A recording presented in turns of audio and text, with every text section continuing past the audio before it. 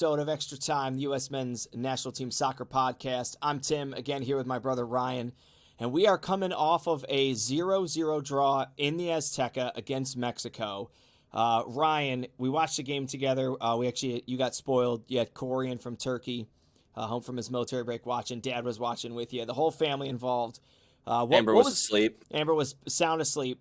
It was a late game, though. It was a late game. Started at 10 o'clock. Yeah. So tell me what the discussion and the atmosphere was sort of like over there at your place.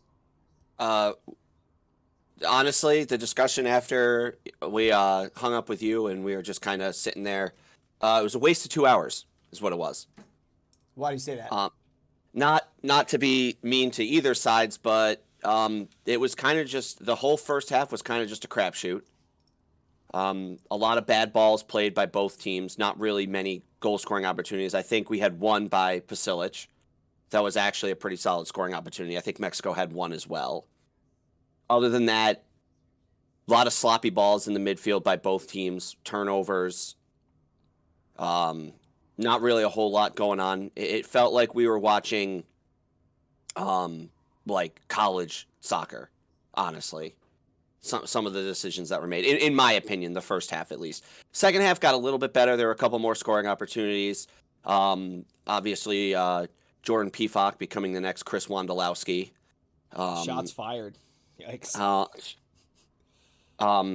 But there were some positive aspects of the game. Giovanni Reyna comes in and plays very, very, very well for someone who has missed, months because of an injury at least? At least, yeah.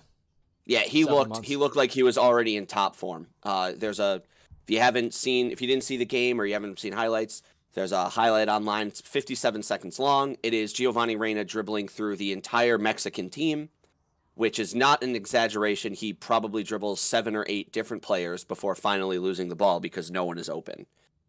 And that's the big thing for that highlight. Obviously, the highlight's got a little bit of clickbait on it, like Gio Reyna dribbles 5+ Mexican defenders.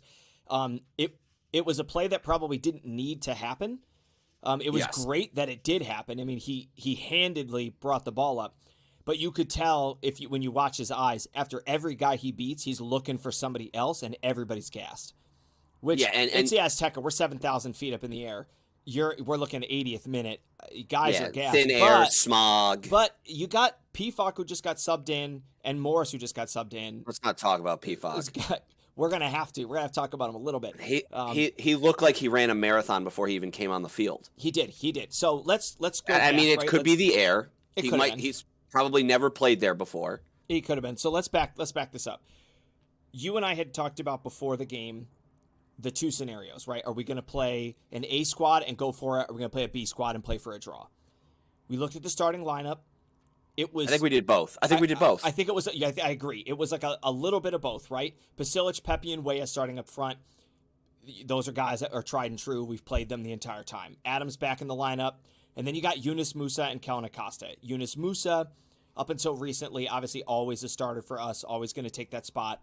But we got to watch Luca De La Torre, and that for me, that sort of put Yunus Musa in that second spot. Obviously, we didn't see De La Torre in the first half. We didn't see him at all, which for me was a disappointment. I wanted to. Kellen Acosta's played great against Mexico, just an unbelievable player against Mexico. And then we got both Robinson, Zimmerman, and then DeAndre Yedlin filling in for an injured Serginho Dest. So a little bit of both going into it. Looking at that first half based on that starting lineup, what do you think we were playing for that draw strategy? You said you think both. Why do you think both? No. So this is what I think happened. The first half, I think Greg Berhalter went with a starting lineup that could win the game for him. Could come out strong, get a goal, put the U.S. up 1-0. And we could have. Yes, Yunus Musa has a shot that's just absolutely terrible that he probably should have finished. Same with Christian Pasilic. At least Pasilic puts his on net. Goalie's in the right place. It just hits him, right? It's not like one of those saves where the goalie makes a fantastic diving save. It's just the goalie's moving on his line to come over. Christian Pasilic gets hits the ball on goal. Goalie's coming across, doesn't even get a hand on it. He kind of just makes himself big and it hits him in an arm, right? Mm-hmm. Makes the save. And it was a great scoring opportunity. And obviously it's one of those that's super easy to say you got to do better there. I think it left a bad feeling, right, going into the first half, knowing we should be We up should be 1-0. up. This is Christian But Pulisic. Most of his goals are scored in that realm for Chelsea. yes, but even considering that chance, you have to think Mexico had an unbelievable opportunity where a guy is basically unmarked and he takes a terrible first touch on the ball, which was the theme of the night. Is just terrible touches. It was for both sides. I agree with Yeah. you in your sentiment that it felt like a waste of 2 hours. Yeah, You yeah. got So done with the game. It wasn't exciting. There wasn't anything thrilling about it. no, Did Mexico look dangerous? Yes, a couple times. But did Mexico look like they had more scoring chances? no, Not really. no. But the first half could have easily have been 1-1 or 1-0 either side. It was 0-0, which is fine. Their goalie makes a nice save. Zach Stefan doesn't have to because the Mexican guy just blunders a pass, right? Which really bails us out because I think if he does settle that, I think that's a goal. I agree. Because that's something Mexico has shown that the U.S. hasn't, is they tend to capitalize on goal scoring opportunities more than the U.S. has been able to. But then you get into the second half, and other than the Giovanni Reyna sub, I think Greg Berhalter's sub mindset was, let's play for the draw. Yeah, I think this was Because the he first brings in- time we've seen that Berhalter got it wrong. If we were going for a win. Yeah, but so he brings in two central midfielders, or defenders, two central defenders, and switches our lineup from a 4-4-3 to a 5-3-3. Yeah, we saw Aaron Long come in, and then I feel like this has got it wrong because this has something outrageous. Oh, because his name is not Jordan Pefok. His full name is Theosin Jordan Correct. Sibacho. I didn't know that. Now we know that. Yes. Okay, so I was like, who is this guy on our bench? So yeah, you saw Aaron Long come in and Eric Palmer Brown come in. How did you feel? Yes. First off, how do you feel about Eric Palmer Brown even being on the lineup? Since I don't think you or I recognize that name. No, and I didn't. But in all honesty, there was a couple dangerous chances for Mexico, and I thought they played well. I thought they stood up strong. There's one moment where there's kind of a breakdown in the box. A U.S. player gets in front of a Mexico guy and kind of stops him getting it, and then Walker Zimmerman clears the ball, right? And I think that other than that, I thought they played well. I mean, Mexico doesn't have that many chances. It's good experience for the guys. Yeah, they're playing in the Azteca. It's a rough environment to maybe get your first World Cup qualifying cap, but I didn't see anything wrong with the way they played. Really the spots where everyone struggled was the midfield, both U.S. and Mexico. Balls constantly, terrible passes, passes behind guys, not hit strong enough, balls to nowhere, Even terrible in transition, touches. like we Yep. saw the Mexico team go on the counterattack probably 4 or 5 times throughout the game, and starting off big odd man rush, very dangerous. Only And to there's have a terrible ball. Yep. and they were or an unbelievably terrible touch. The touch that you had referenced where the guy's basically in all alone and his first touch goes 12 feet in front of him and Zach Stefan just cleans it up. I mean, you had some nerve-wracking moments on both sides that just fizzled almost as quickly as they came about. Correct. The United States looking a little bit more dangerous in the first half, but that being said, as far as chances go, if you look at Christian Pulisic, he's got his one, right? You got Jordan Pefok. We probably don't even count that as one since it almost went out for a throw-in. But Lozano for Mexico, I thought had significantly more chances and looked like the most dangerous player on the field, which has sort of been Correct. tried and true to Mexico, like you said. Mexico always seems to do more with their scoring opportunities. They look more dangerous with their scoring opportunities. And I agree, the midfield sort of fell apart. I thought teams defensively played... I thought we played defensively better than Mexico did until we started getting exhausted in the second half, right? Which, if you're going into this game, is what we expected. The United States going to be tired towards the end of the second half, playing at altitude, and we saw that from about 75 minutes on. Mexico looked very dangerous, had a lot of opportunities, a lot of panic moments in the box. Now, if you break those moments down and look at them, Mexico doesn't really have any chances in there. Right? Guy hits a cross, it hits a defender, hits Zach Stefan's foot.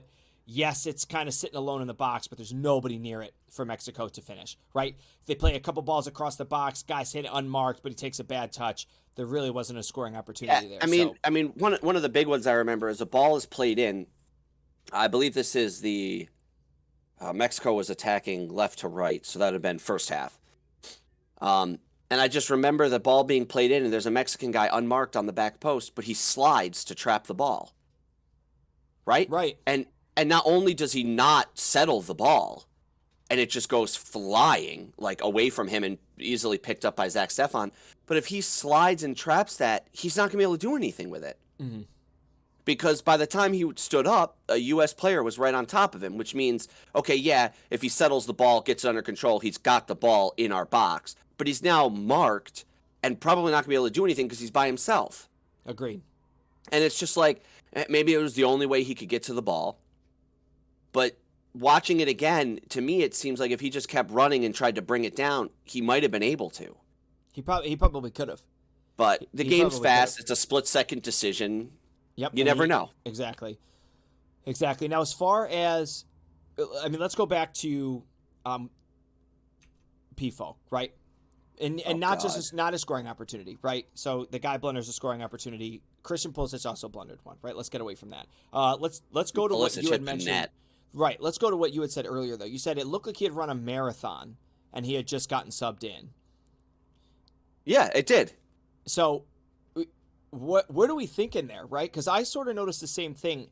A lot of the guys that we brought in up front, Morris included, like P-Falk just looked gassed that whole game. And he was in for, 20 minutes? Yeah, so here's the thing. Some of those guys have played in the Azteca before. Some of them have not. Jordan P-Falk probably has not played there. Right? He might have been there on the bench before, but I don't think I've ever seen him play in the Azteca in my lifetime. And I'm older than him. So if you come out, which he did, and he makes, even Dad said it, he did a lot of running. He chased after a ball for probably a minute, maybe a little less, where he was just running to Mexican the US defenders. Was playing a very high press. Like throughout most of the game, our defenders were in your face, and it did create a lot of problems in the midfield for Mexico. There's just a lot of nonsense turnovers. So now, if you've never played in the Azteca and you run as hard as you can for a minute and a half, 2 minutes straight, then realize, oh crap, I can't get the air I'm used to, does that gas him for the rest of the game? Because it seemed like after that scenario, he couldn't run anymore. Oh, he was 100%, just like 100%. So if you do any kind of high altitude training, you realize like your body can't go for very long before it needs like a longer recovery window. And if your body's just not used to recovering at that altitude, like glycolytic cycles and all those things, we don't need to get into the science of it. But yeah, I could see that have been a big factor that he just sort of went too hard too soon. Yeah, and so it could have just been like he wanted to make an impact. He thought he had an opportunity to do it. And then afterwards realized, that was a bad idea, right? And U.S. had used all their subs by then, so it's not like he can come off. Right. He can't go. Well, he should have been coming off, right? I mean, he's been in the game for 20 minutes. He probably isn't a guy that should have been coming off the field. Correct, but you never know. Like, he could get hurt, and he would have to come off. So there's a chance that if we still have a sub, he runs by Greg Berhalter and goes, "Look, man, I did something. I'm not gonna be able. I can't." Fair. Right, and Greg Berhalter puts someone else in. Mm-hmm. Right? And that other person could be Jesus Ferreira, who I really wanted to see play. And for anyone who doesn't know, the reason I wanted to see him play is because he chose to play for us over Mexico. They interviewed him before the game, asking him what it was like to have dual citizenship playing in games like this. And I thought it would have been very nice to see him play. That being said, I was also kind of hoping he'd score the game-winning goal. He's also picked up a couple goals, right? Isn't that something you were talking about? Yeah, he had a hat trick in the MLS. Yeah, so he's stepping up there. Yeah, so he had been struggling for a while, and he finally has found a way to break through and get some goals. But I don't know, maybe he just doesn't feel comfortable playing there. Or, Greg Berhalter do it. I'm going to put in bigger, stronger guys up front, which you saw. Jordan P-Falk, other than running out of gas. But Jordan Morris, big, strong, right? Taking out Pepe and Pulisic for them, like bigger guys that can just kind of hold on to the ball. because it really looked like he was just playing for we're in the 70th minute. I don't think we're getting a win here. Let's just slow the game down, do nothing, and take the 1 point. You could see it. And this is another game where I'm just not very pleased in the performance of Pepe. And I know he's getting a lot of hype from a lot of other places, but like there was a couple balls that got played to him and he had to check to the ball. And I mean, I even said it while we were on because my brother and I watched off of the phone. Like, as soon as the ball got played to him, I'm like, he's going to lose it. Because he's so timid when he goes to the ball that anybody who checks to the ball with him can outman him and outpower him. Yeah, almost every player in the Mexican midfield and defense bodied Pepe off the ball at some point that game. And Pepe's not a small guy. No, but he just looked like he couldn't. He either didn't want to or he physically couldn't hold his ground.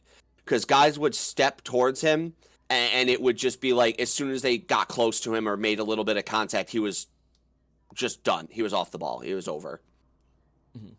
So now looking at the whole game ends, right? Second half's over, subs have come in, and it's 0-0. United States draw in Azteca on the road. Mexico draw in Azteca at home. Which side is more disappointed in this performance? Mexico. It has to be Mexico, right? Mexico's coming off 3 straight losses to the U.S. I read some articles beforehand that were from Mexican soccer officials, stuff like that, people with the organization that were basically saying if they don't get a win, the head coach of Mexico could lose his job, right? Dropping 4 straight games to the U.S. It's unheard of, especially losing one. So I think coming away with a draw, especially with the U.S. having some of the chances they have, maybe it is more positive for the Mexican to come off as a draw because they could easily have lost the game. But you're at home. You've got 3 straight losses to the U.S. One of those is in Mexico. Mm-hmm. It wasn't a World Cup qualifying game, but it was in Mexico. So that being said, I think the U.S. is the happier team coming out of this because we get a point. Which is huge because, like we had said on the previous podcast, we only need 4 points. And we were expecting to get those 4 points in the Panama-Costa Rica games. We've already got one.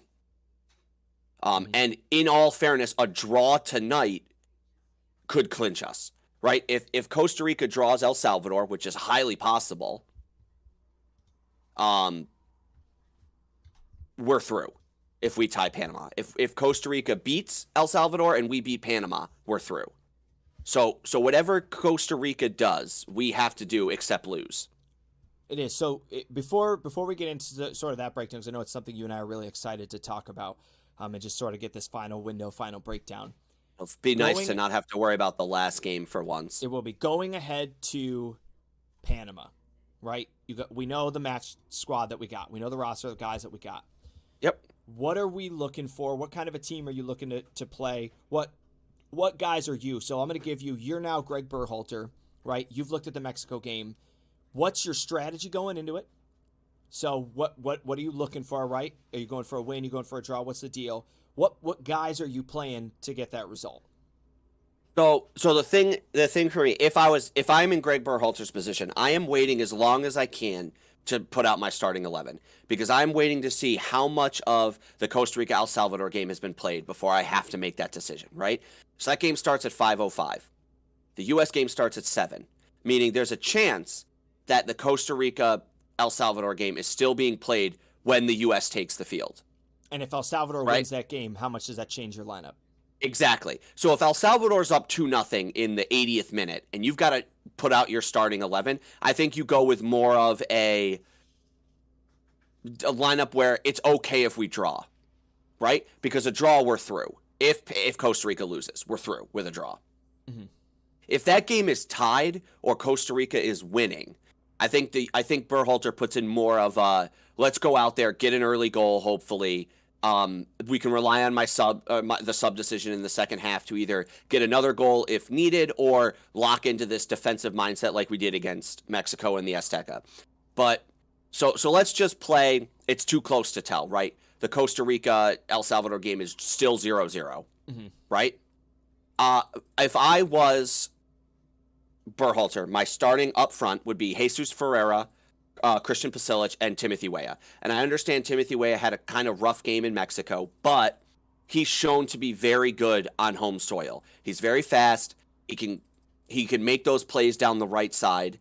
So I think the only change to our starting front three would be take Pepe out because yikes, and give Jesus Ferreira a shot. Okay. Who do you got going in the midfield? So we normally play a 4-3-3. So my midfield would be Tyler Adams, probably as the central midfielder. Kellen Acosta, because I think as much as I'm not a great fan of him, I thought he played very well in our game against Mexico. Out of our three midfielders, I think he probably had the least amount of crappy touches. Mm-hmm. And he had the most direct, dangerous balls.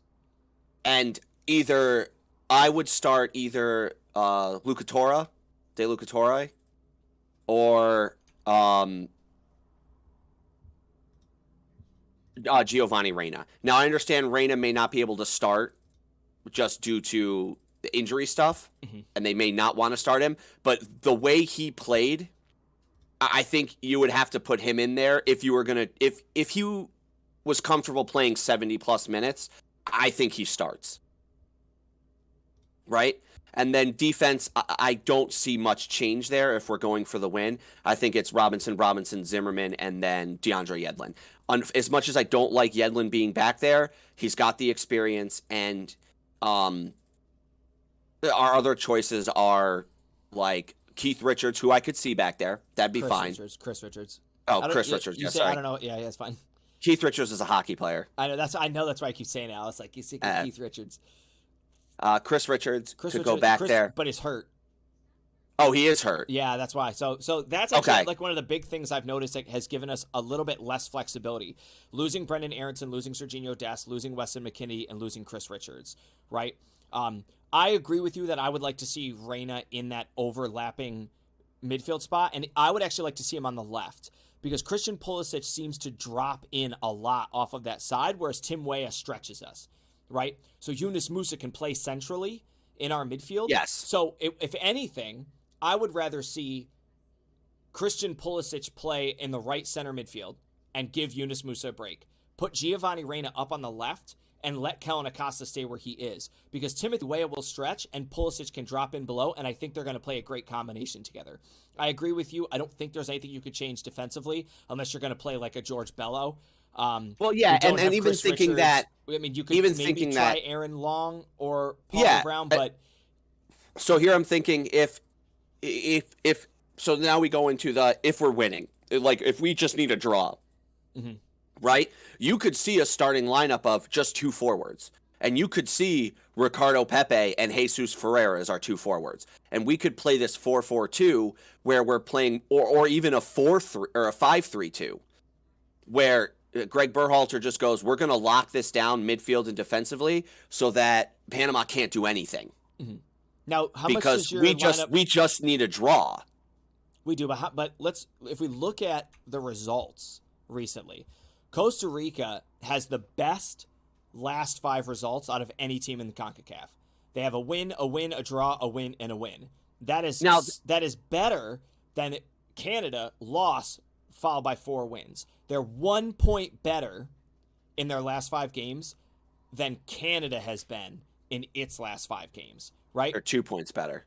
No, because it's a loss. Oh, yeah. One. Yeah. They are, I think they're 2 points better than us in the last 5 games.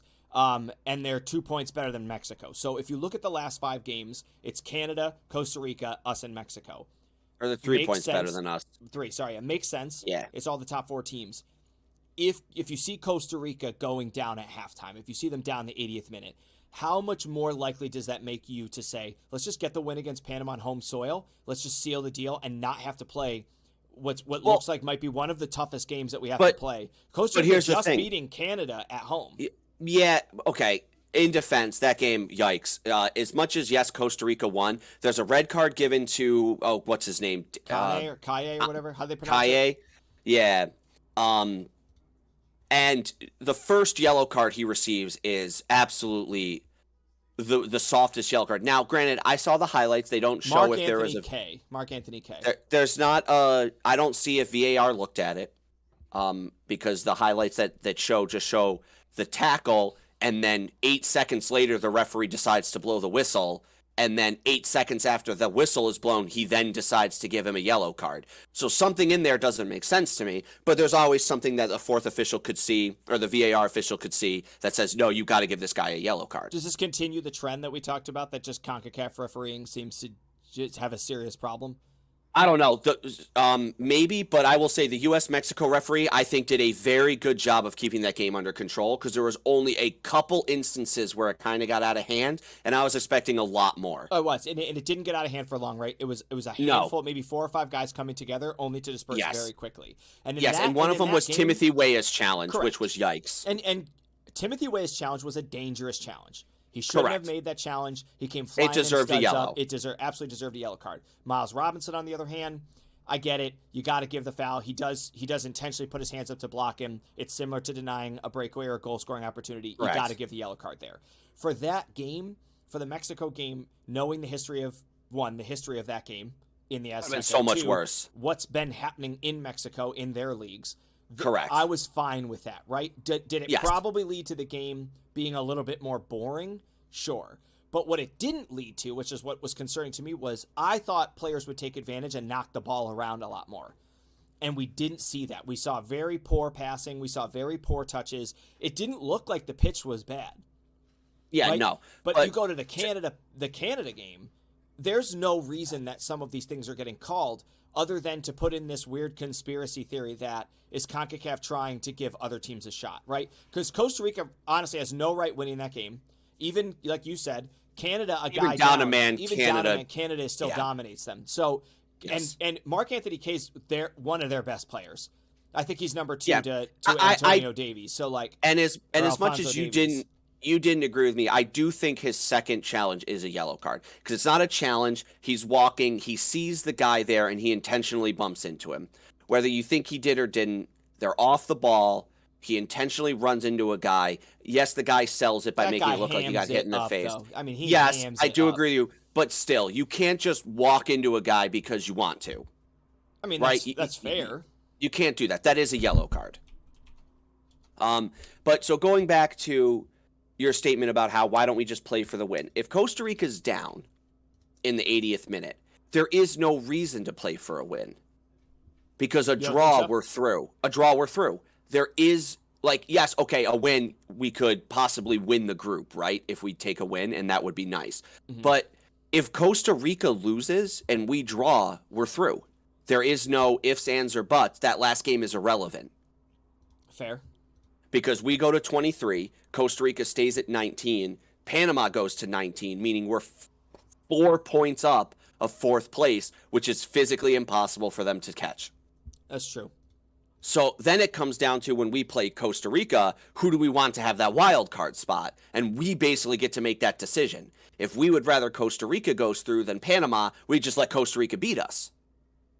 I'd rather Costa Rica go through. I think Panama is a more dangerous team. Right? So coming down to that final game, we could go, well, we'd rather Costa Rica play the playoff game against Oceania and possibly have to fight them in the World Cup, so we'll let them beat us. And then, but you don't want that to happen. Obviously, the U.S. isn't hopefully going to go in a mindset of let's just lose the game so that Costa Rica gets through, because there's a chance that if we win that game, we win our division, because Canada plays Panama, and Panama could beat Canada, because for all we know, Panama's fighting for that 4th place spot. So if Panama wins and we win, we can have 1st place in the group, which has that ever been done? No, I don't think so. I think we're always second to Mexico, right? We're the man in the mirror. Yeah, as so Ochoa said. Would it be nice to win the group? Yes. Would it be nice to not have to worry about that last game and have another Trinidad and Tobago incident like we did 4 years ago, where all we had to do is win the game or draw, and we lose to Trinidad and Tobago and we don't make the World Cup? Right. So would it be nice? Yeah. So a win guarantees it. There is no ifs, ands, or buts, because even if Costa Rica wins, it doesn't guarantee it, I guess, if we get blown out 8-0 by Costa Rica in Costa Rica. Well, yeah, all right. So let's go to this final set. Let's break this down then. So this is something you and I have wanted to do. We're going to go through match by match. right? We're going to give what we think our score results are going to be for the games, and we'll give some predictions here because it sounds like I think that's where you're headed to. So I'll start you for today's matches, right? So Ryan, you got Canada against Jamaica in Canada. All right, what do you think? Canada. What do you think the score to that game is going to be? Either 2-0 or 2-1 Canada. I think Canada gets a goal early, and I think they get a goal late if Jamaica doesn't score at some point in the game. And then if Jamaica scores at some point in the game, I think Canada finds a way to score another goal. Because Canada pretty much handily took Costa Rica with down a man, and Costa Rica is arguably a better team than Jamaica. And it's at home, so. All right, so now El Salvador, Costa Rica. I think that game ends in a draw. 1-1. That game is being played in El Salvador at Estadio Custetlan. Yes, I think it ends 1-1. I think it's a draw. I think Costa Rica's leading at half, and then El Salvador gets a goal to tie the game late, like they did against. Fair. I'll agree with you on that one. And then us, USA, Panama. 2-0 US. I was thinking the same thing. I was feeling a 2-0 win. Yeah, it's at home. I think we come out looking for the win, and I think Christian Pulisic scores in the first half, and then I think a sub that comes on is going to get one. I think a sub that comes on in the second half, possibly Giovanni Reina, gets our second goal. I would even be happy if Jesus Ferreira gets it. I think that would be very nice. I would like to see Jesus Ferreira tonight because watching him play some MLS games, because I've been watching those games because some of our guys are playing, so I want to try to get to know them a little bit better so I can talk about him. He is very good at getting himself in a dangerous position, not so great at finishing until recently. He started to show that he is much better at hitting the net, and he's still getting himself to the dangerous spots on the pitch. So, agreed. I think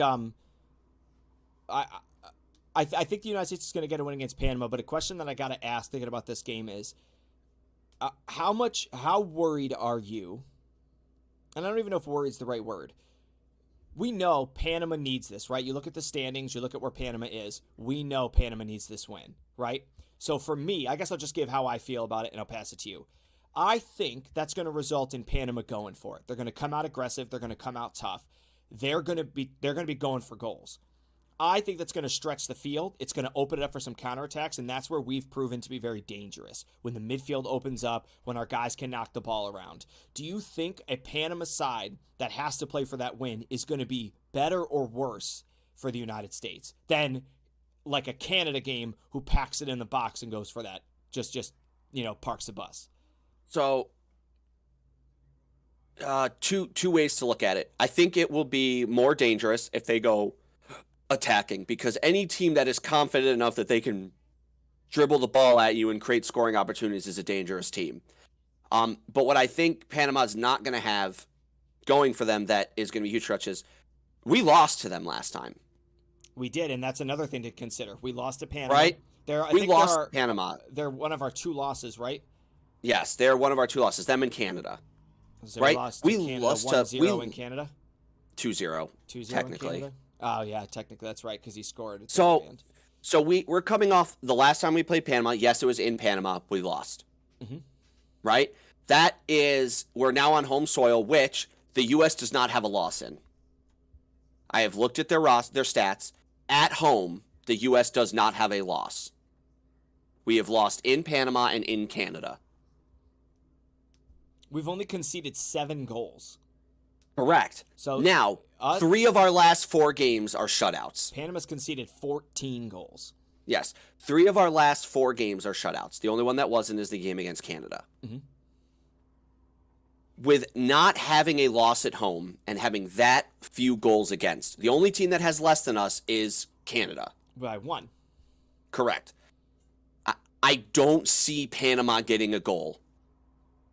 Unless something disastrous happens, like a guy loses his mark and has to drag a guy down in the box, right? Like, I could see Panama scoring on a penalty kick or getting a very weird breakaway, but even that I don't see happening because I don't feel like Walker Zimmerman will allow a breakaway. All right, so then let's keep going. Honduras, Mexico. Mexico. The Me- game, what even do you if the think it's game's gonna in be? Honduras. How many? Uh, I got two two. or I got two. I got Mexico yeah, 2-0. I agree with it you. I could don't think even there's be any way that it Mexico could even loses be to Honduras. 3. It could It even be could be. 3. I mean, I Now can see that that game being getting out of said, hand and being 5 or 6. You know what I mean? Like, it's Honduras. If now that Mexico being goes said, for it as a redemption moment, let's look at Honduras just tied Panama, right? Mhm. So CONCACAF's crazy, man. yeah, there's a chance Honduras takes because they drew Panama in Panama. They did. I'm still going with Mexico 2-0. Correct. There's a chance Honduras could make that interesting because think about Mexico has been struggling.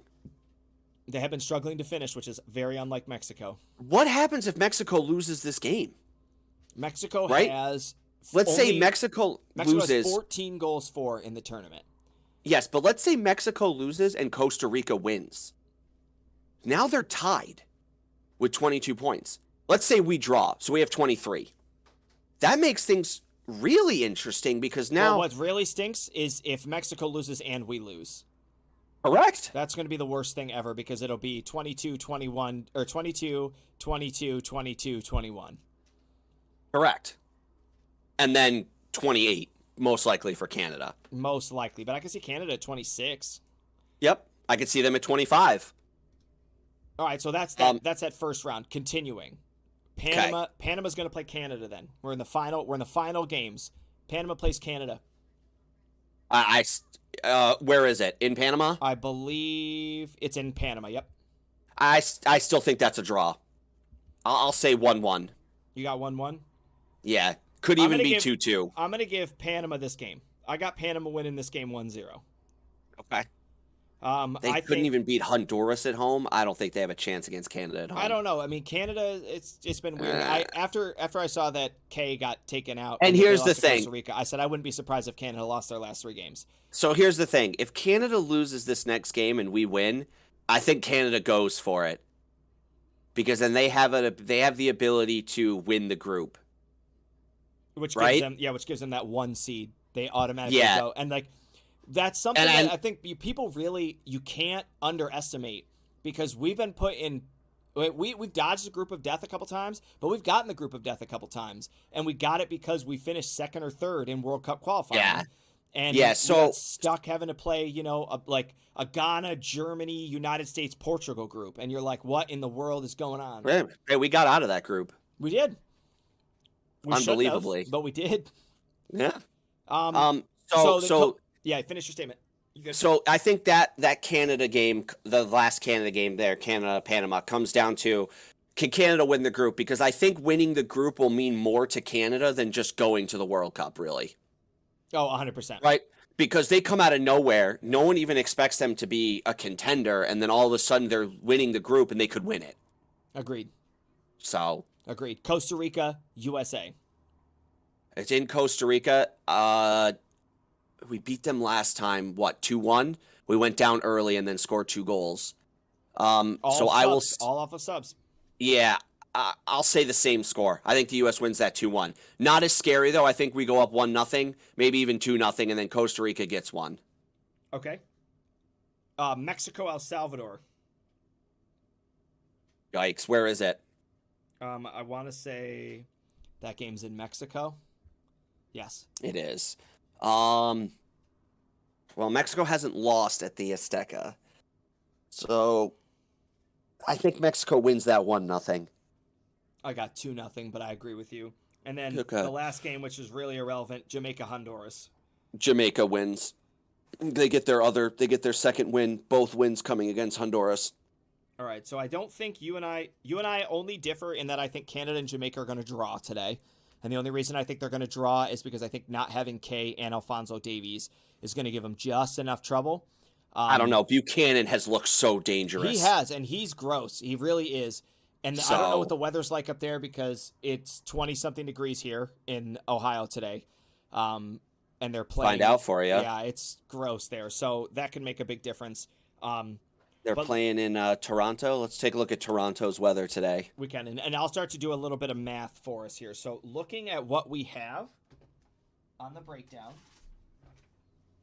Today's weather in Toronto around kickoff, 36 degrees.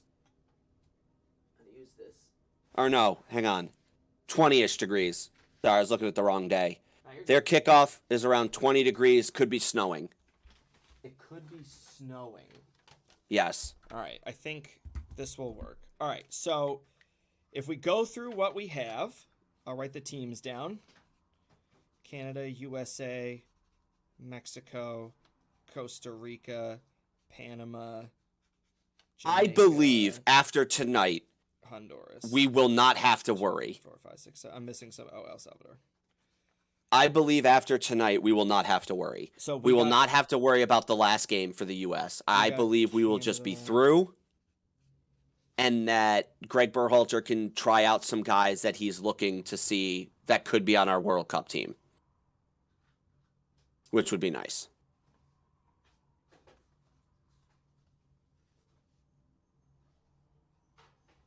And then Honduras. Yeah. Where was Honduras? Oh yeah, 0. All right, so that was the first one, and there's only 3 sets of games left. So then that put us at our second game. I'm just doing some math real quick. Yeah, that's fine. I'm trying to think. 0. It put the Oh, United excuse States. me. Who's the United States second game?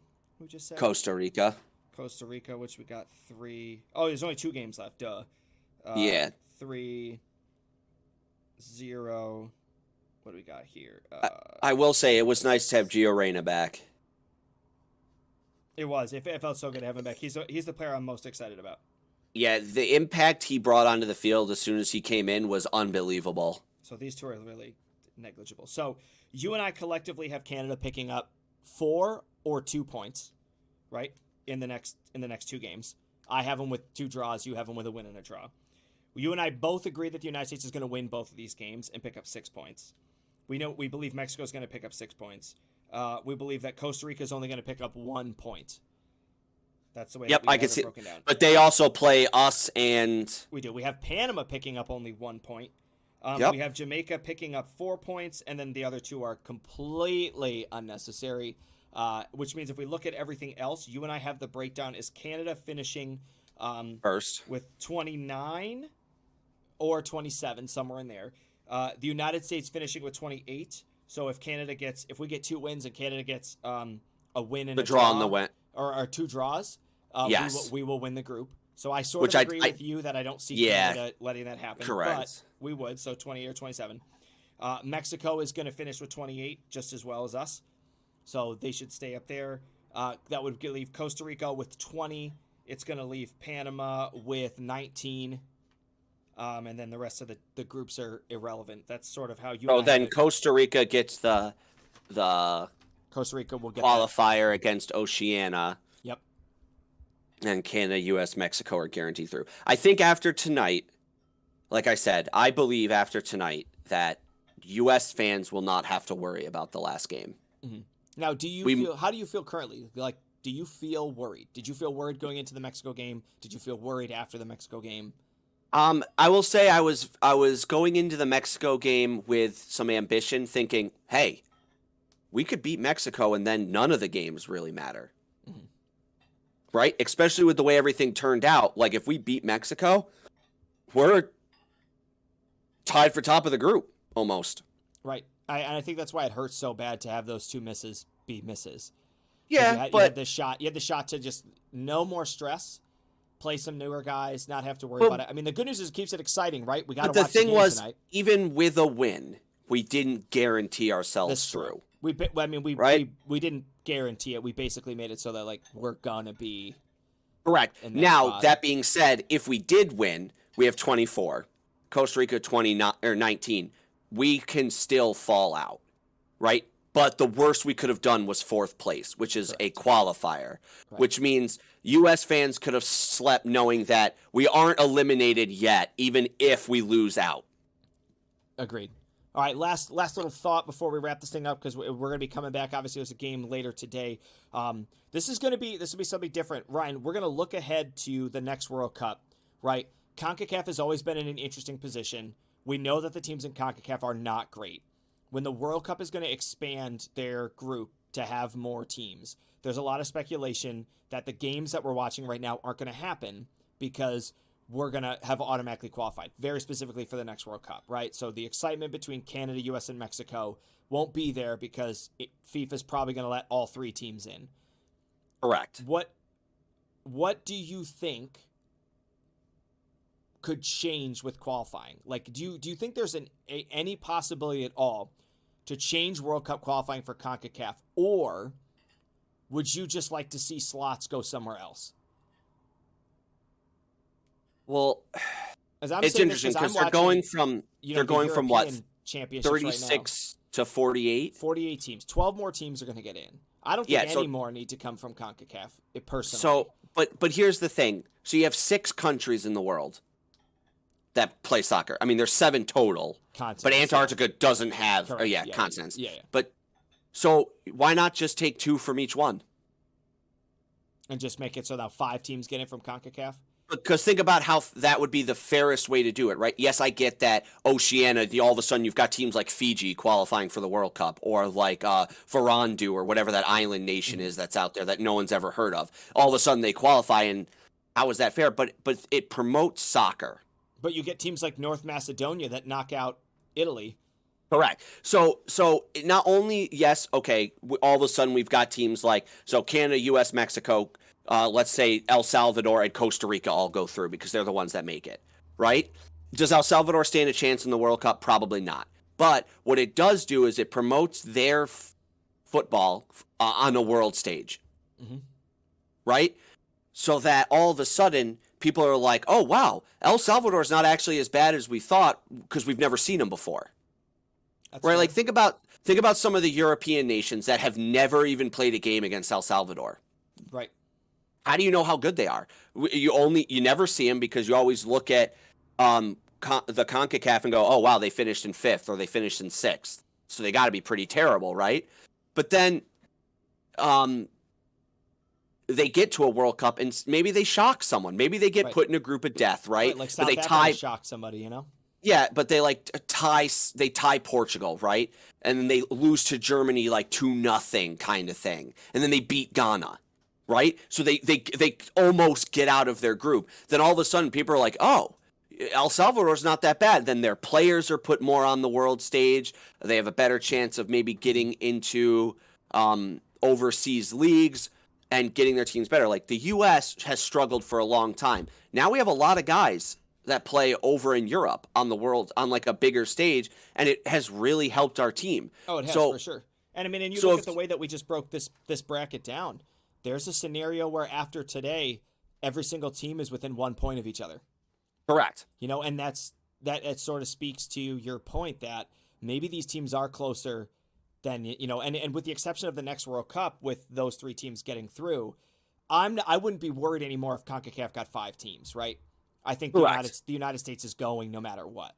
But I think it would be super beneficial to the rest of the teams in CONCACAF because Costa Rica and Panama are fighting for their lives right now, knowing they need that one more spot, right? Getting the 4th position playoff. Imagine how much harder Jamaica's going to play, knowing that Jamaica's 1 slot out, right? Or like last qualifying with Trinidad and Tobago had a chance. Like, I think you're right that these teams can get promoted, and it won't just, you know, sure, at the end of the day, when it comes down to winning the World Cup, it's always going to be about winning the World Cup. You're always going to have your Argentina, Brazils, your Frances, your Germanys, your Englands, but the World Cup is so much bigger than that, and to get to that stage is such a big deal. That I agree with you. Because using Europe as an example, so like you said, North Macedonia makes it. Why not have them make it and Italy make it?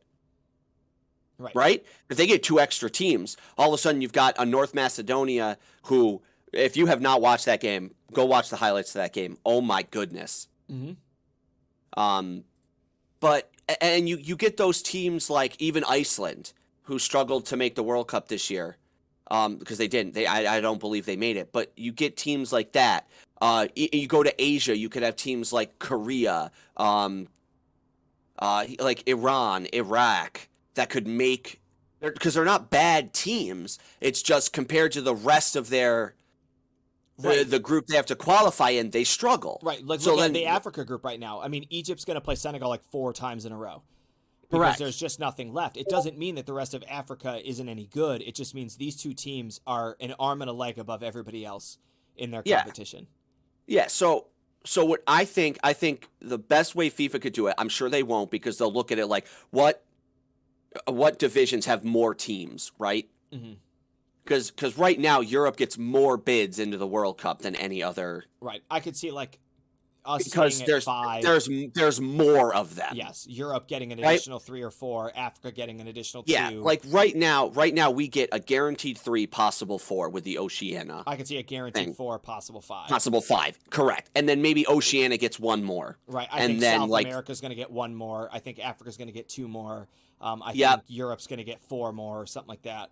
yeah. So you look at that, and it wouldn't surprise me if Europe gets the most, but I think it would be better for soccer if they gave 2 to every continent Yeah, or every qualifying stat. stat. I realistically think it's going to be 1 for the North America or CONCACAF region, 2 for the South America region, right? So that's a total of 3. Yep. 3 for Europe. There's 6. Okay, 6. 1 for Africa, and then 1 for Oceania. That's only 8.